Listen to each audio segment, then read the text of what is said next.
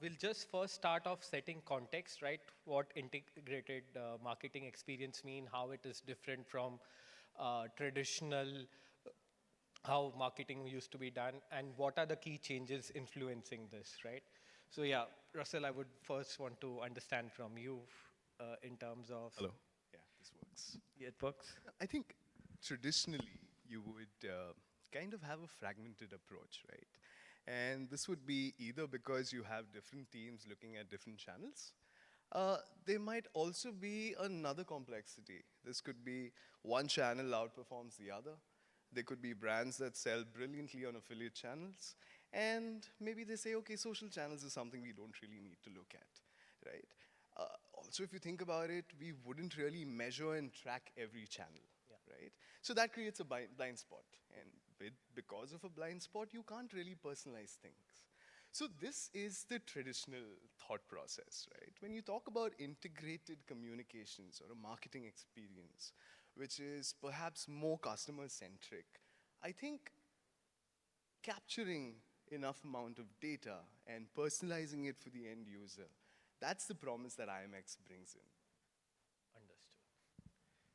Ranjith, we would just want to understand how is integrated marketing experience different from traditional marketing? Yeah. It works. I think there's an on button.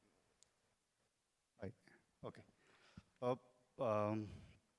Okay, shall say, probably the byproduct of integrated marketing, right? From a practical implementation, the pie of spend changes. Probably when you start, it used to be out of home 50%, your traditional TV and other mediums 40%, then 10% of digital.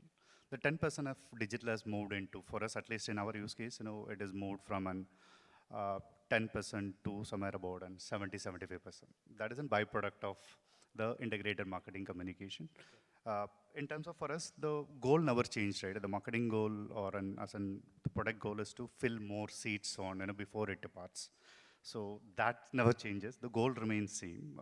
The more, and you wanted to sell it at higher fare always. There's nobody, you don't put $1 behind, to sell it cheap. Yeah. That's another this thing, right? And you always figure out, whom to sell it and what to sell it. That is a logic. That's a marketing thing, and the role of the media comes in, and what is the messaging at, and which funnel at, and whether at the top of the funnel or at the middle of the funnel or at the bottom of the funnel. So initially, we used to do an out of home, a lot of things were there, but now with a lot of thanks to AI and other things, we could integrate a lot of touch points or fragmented touch points, like Russell said, we could touch a lot of fragmented segment, make certain cohorts, and we have run on some of the AI into it, and we are seeing a lot of good result as such. Sure. So broadly, if we understand, right, with integrated market, it is more customer-centric, right? There's a lot of data and customer touch points which are there, so you need AI to understand and communicate to that marketing, right? So that's where AI is going to play a very important role, right?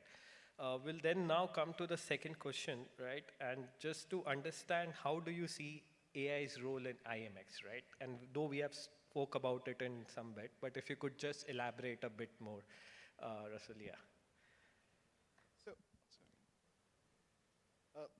So if you think about it, right, the promise of AI has fundamentally made marketers more productive.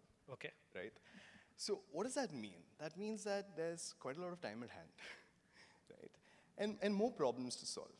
But if you think about it, AI, whether it is the most simplest form that perhaps everybody in this room is privy to, let's talk about generative AI, right, and creating content, right? So everything from content creation till personalization, whether it's hyper-personal in nature. See, you and I, we all shop on Amazon, we all shop on Myntra and a bunch of other places. We all have seen, people also like, people have also bought and things like that. These are suggestions. These are suggestions that are made, that can happen only when you have that kind of data, right? And I'm sure Ranjith will cover and talk more about this kind of predictive behavior, right? Yeah. But fundamentally, we are talking about how can systems, right? Because if it's cracked something, it has cracked the scale and speed at which data can be crunched and made insights available for marketers, right? Ideally, you would need teams of people to do this, or probably some intuitive marketer who would say, gut sense, I think ye hoga, and the rest of the team follows, right? But now you've got data. Okay. Right? You've got insights that tell you this. And I feel that is the biggest changer that AI will bring in. So AI will then first play a role from generating insights, what to communicate, and even in where to communicate, right? So light across all the three pillars. I think, and in case of airline, it would be at a different scale, right? Because predictiveness, we all have different travel habits. Like there's much more complexity also, right? So Ranjit, if you could just speak a bit more how AI would, yeah. Uh, uh, Yogesh, the data been around us, right? You've been booking the same old things. We've been imagine yourself booking it 10 years back. Your first name, last name, date of birth, your salutations. It haven't evolved much because your backend system's been a legacy system. It's been there. Yeah. That's one side of things, right? It doesn't change. And the second scheme of things is, you are growing India as a growing at a pace where, though you are growing at around 20%, increasing more capacity, but actually, despite the capacity, right, though the population is 140 crore, the flying audience is about 6.5 crore is your capacity. Okay. Out of, between you and Russell, when you're flying multiple times, it become like actually your target audience is about roughly about an 3.5 CR to 4 CR. Yeah. Beyond that, there is no scope as such. Yeah. So the role of, we have a data one side, and there is people coming in, going in, right? And so how do we use this data sets, both the data sets, and I'll talk about the data accuracy, which is the next best things. After BSFI, probably then airline is where you get a more accurate data, where you'll book the data, you'll match your Aadhaar card or you match your passport, first name, given name, surname, Very and other things, interesting. which is not happens to retail. And if you go to any retail, you'll find Ranjit 5 spelling, Ranjit, Ranjit, Ranjit. Like you'll see all of these things, right? Yeah. It's integrating, and you'll be marketing with Ranjit, I don't know, right? And I have enough emails to target or fake around, right? And here, at least in our case, we've been getting all of this relative or reliable data. Such I am sure, you'll not fake your data, such to enter. I know that, and what will happen at an entry point at an airport, right? You will be rejected. So that is an accuracy of the data, right? And with all of these things, and we are looking at, thanks to the technology as such, how do we engineering all this data together, Okay. and build certain cohorts over it and do a magic around it. How do I predict? So that's the role of AI. How do probably we are building a model where how could I build a model where who can fly this particular flight? Probably for an example, given an example of you have an event coming up, you'll fly for sure. Yeah. Or you have an anniversary, last 3 anniversary you've been flying into Goa. Yeah. So if I have one data mapping up, and I can this year before the Goa, hi Yogesh, this is your Goa ticket. So that is where this helps to AI, helps to you to build certain models. Probably subsequent discussion I can explain how the use cases that we have implemented. Sure. So basically, what you're saying, it helps you fill the gap within the data and also generate It's more. effective marketing, right? Everybody wanted to be more. Yeah. Money works for it, right? Yeah. Targeted, or like all I wanted, I don't want to waste my marketing dollar, and none of the marketer neither, right? Very targeted. Where you wanted to was just and the least possible medium, like probably like we do these things, right? We reach out and we integrate all our systems as well. Yeah. Probably your AdWords is integrated. Yeah. These things, and probably as an airline, we have closely we built our own CDP. Okay. We integrated close to about 10 node systems, Hmm. and out of that, I know which is a low cost medium to acquire you. Like probably something like a push notification, which doesn't come as a cost within the web URL. Yeah. If not an email, right? It comes at an least cost. Very nice. Then if not an email, then I'll go to try on WhatsApp. Still, it's more personal and much more this thing. Then probably like I'll have a checklist before I migrate and move into the next best medium to acquire you. I know that you are going to fly.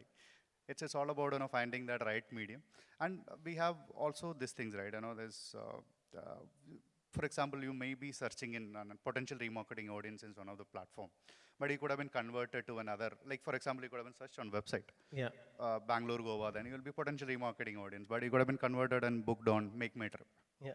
Really, system doesn't understand, right? So that is how we take this data back from our core systems, where we'll do this.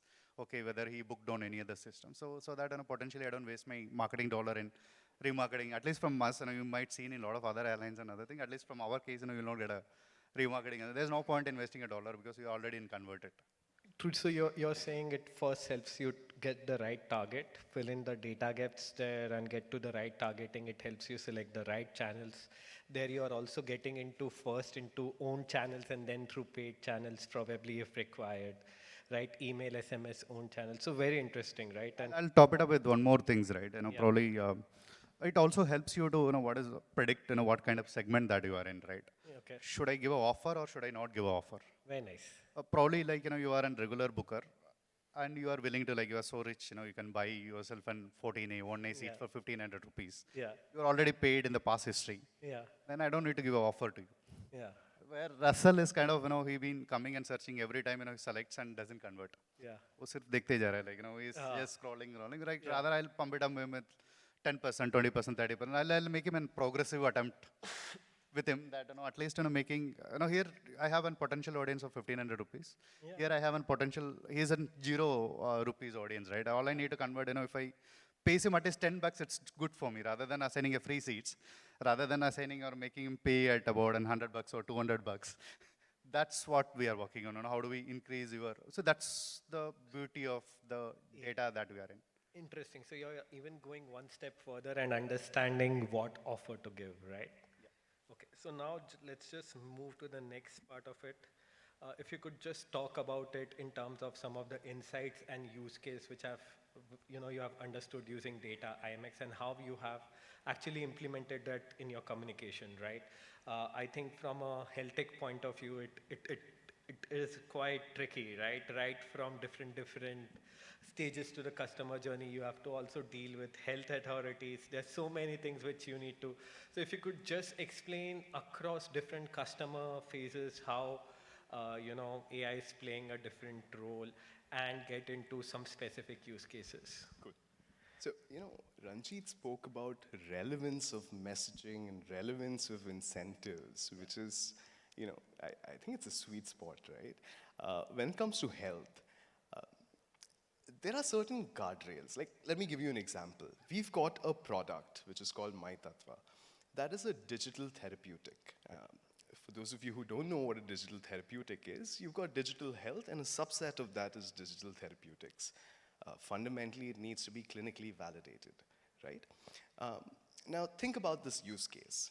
In the West, you've got, let's say it's an NHS in the UK or the FDA in the US. Software as a medicine is kind of prescribed by healthcare professionals or doctors. We are at a very nascent stage, but think about this use case. We deal with metabolic and respiratory conditions, and this app is basically for chronic individuals. So if you have a hepatologist or a gastroenterologist, and they refer a patient to our app, like a prescription, the entire experience from the time the patient walks out of the clinic, comes to a web page, downloads the app, gets onboarded, thereafter we put him onto a bot, Okay. right? Now, there are certain things I think healthcare and health tech marketers and product designers kind of need to keep in mind.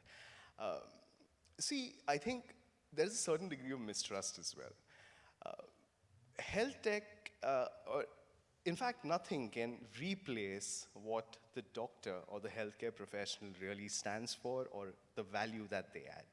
So it's very important for us to actually know when the handshake happens between a bot and an actual human. Now, let me give you an example. Our bot is designed to answer non-medical queries.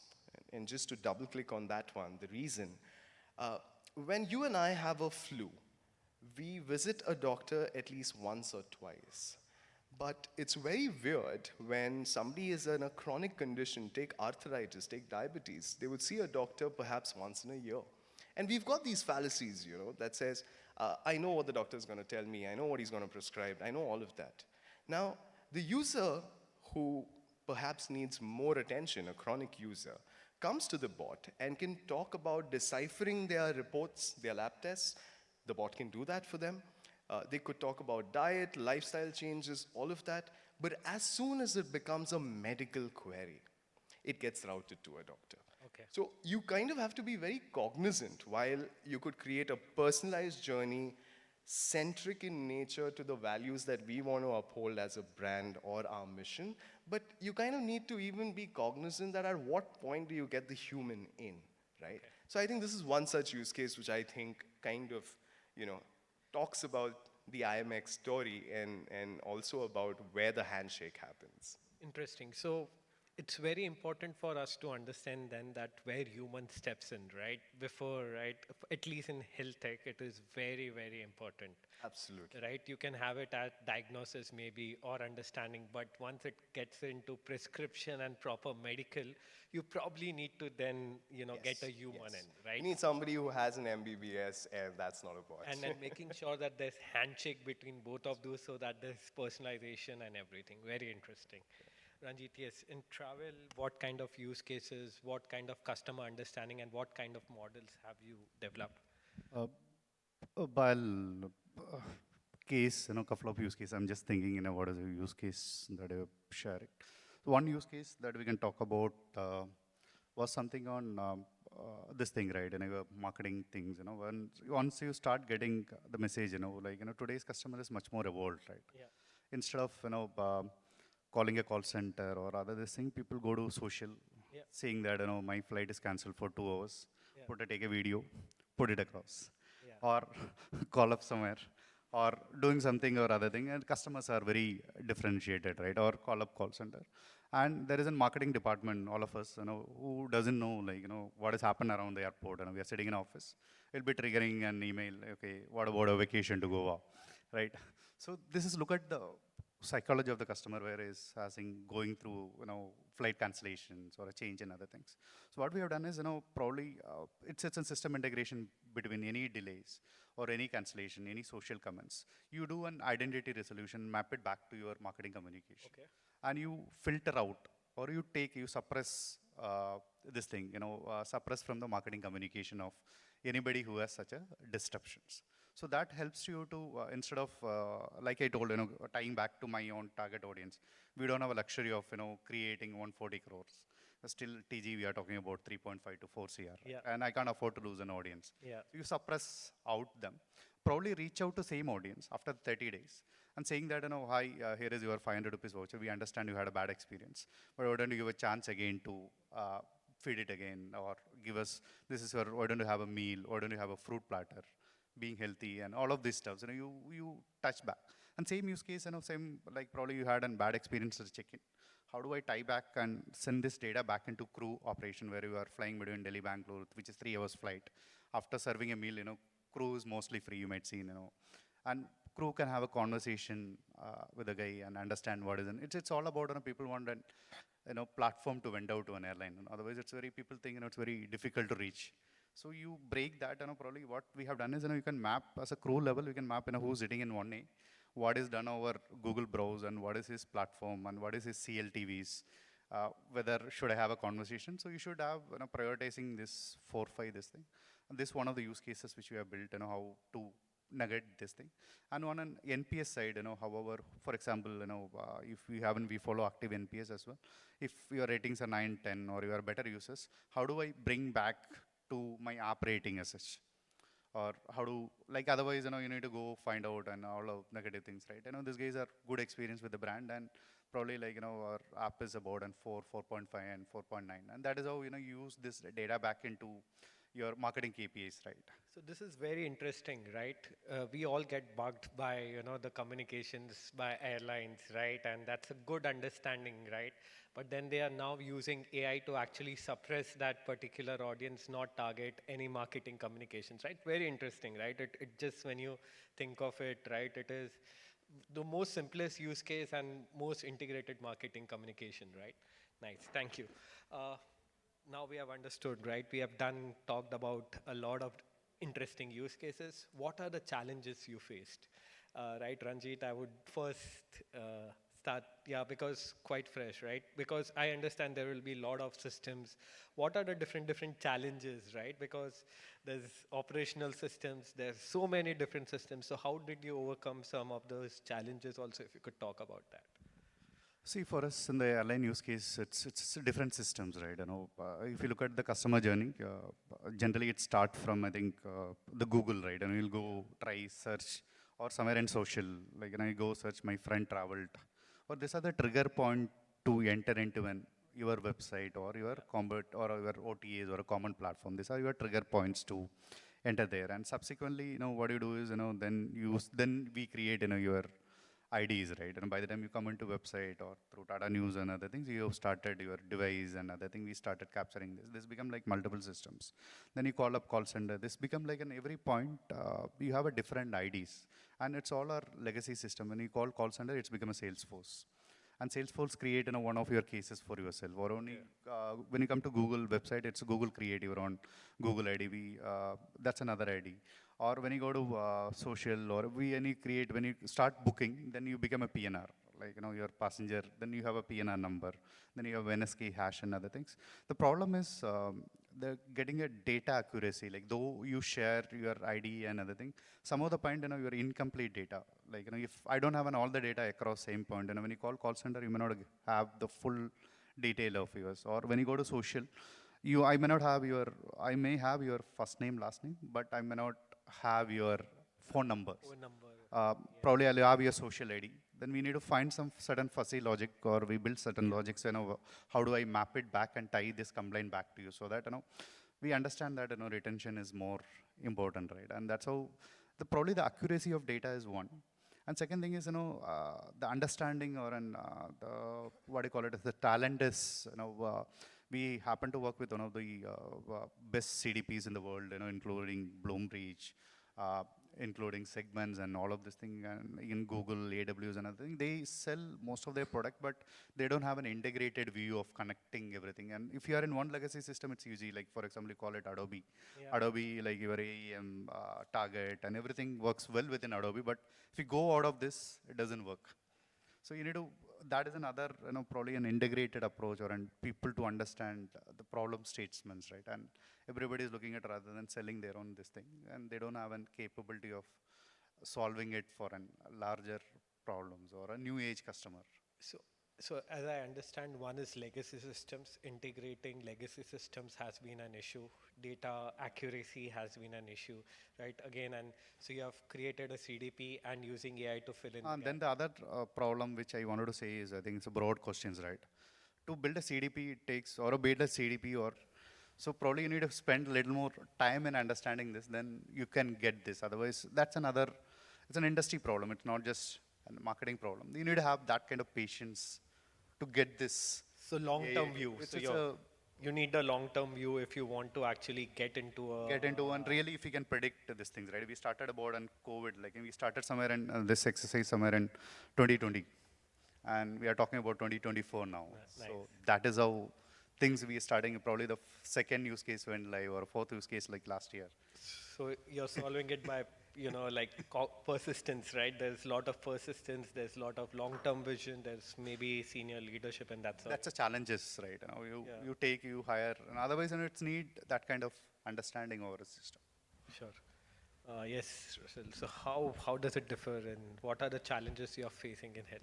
Yeah. So, when Ranjith was talking, I realized that there's such a vast difference between established brands and startups in the way we would see the same thing, right? But everything he said is valid, right? Yeah. You got to have that long-term vision. Yeah. This is not a marketing thing, right, by itself, like what he said. It's either a sectoral problem, or even within the organization, it becomes a multiple-party decision, right? Yeah. But I actually wanted to, kind of double-click on a very simple challenge, right?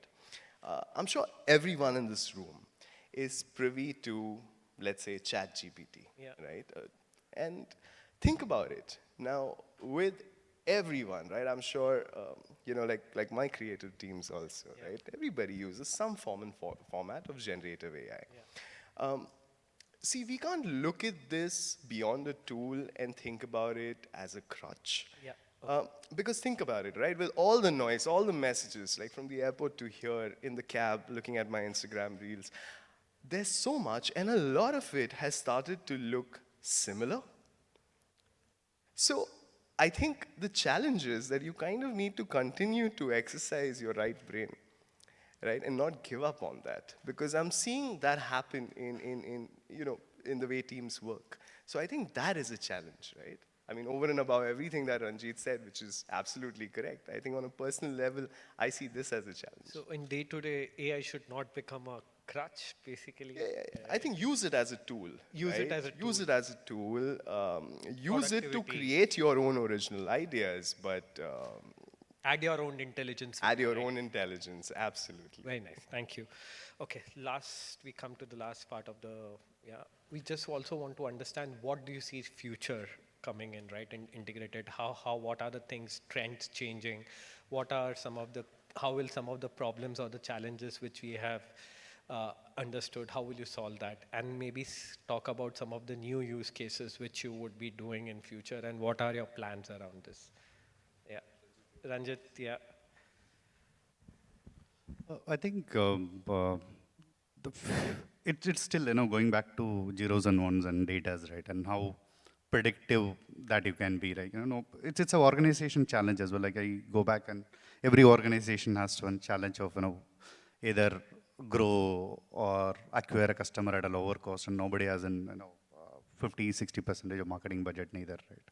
So everybody wanted to be an acquire at a lower cost, and that is where this AI will help or involve, or how close that you can go to a consumer, right? And that is what is AI will bring in, and it's going to be more data-driven decisions. That is, marketing will change, and the use cases that we might be building in future, like one of the use case which we wanted to build somewhere is something that we are working on is to sell a vegetarian seat on an airline, right? Yeah. Things crazy, right? Look, probably you might be vegetarian, you already pre-booked, Yeah. and next seat is empty. I can always stamp it, and until unless if I don't allow you to seat change, Yeah. I can monetize this. Interesting, very interesting. So basically, AI will be more predictive. It will be more predictive. It will be used for predict and other things. But see, all of these things, somebody human has to write these codes, right? Somebody has to set it back on either something that. So you need to get into building the right So expertise, the and right get the right expertise and data. somebody who can trial and errors, all of these things will happen. Do more experimentation and actually get into that. It's definitely going to grow. It's not going to change as such. But like I said, the marketing, already we are at about 70% of digital spend. It's going to increase further. Increase further. So fair enough. Interesting. Yes, Russell. Hello. I think for me, what I'm hopeful of is people, users, being able to report their symptoms via, let's say, video and voice. See, what you and I are used to doing, if we have a cold, a cough, or something, an itch, whatever, you Google your symptom, right? Yeah. You read, and you come up with your own understanding of things, Yeah. right? So one is some progress in terms of how it can be reported. The second is more around acceptance and inclusivity. Yeah. I'll just speak about that. See, we are very diverse as a country, right? And when we talk about health, right, different food habits, different languages, certain biases to certain geographies, certain people, right, they exist, inherently exist. People are predisposed to certain diseases, right? I think as technology evolves, AI for that matter, it has to be, and eventually it will be democratized, it will be more cost efficient, it will be easily available, it will be inclusive and access to all, right? And that's what I'm hopeful of. But generally, as something that I would want to say is, I remember when offices were being computerized, 90s, let's say, when my father was in the workforce, right? I think there was a certain level of anxiety, uncertainty, if you may, right, in terms of what would happen. People coming from the typewriter zamana, right? I think we need to embrace this, right? So in the earlier panel also, I remember someone speaking about getting the right talent who can make use of these tools, right?